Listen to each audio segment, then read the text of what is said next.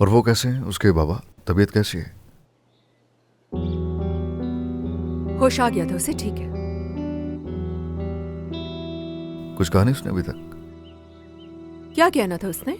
मुझे नहीं मालूम, यही कि कैसे हुआ ये सब। नहीं, उसने कोई बात नहीं की इस बारे में। चलो। Thank you.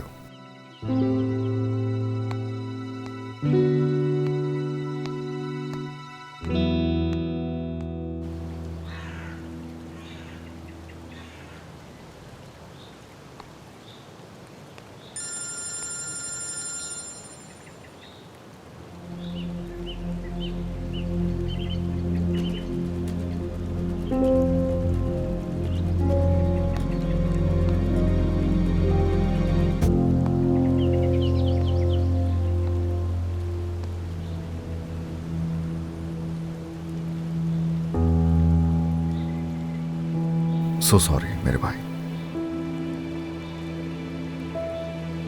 आखिर ऐसा क्यों किया आपने? मुझे माफ कर दो।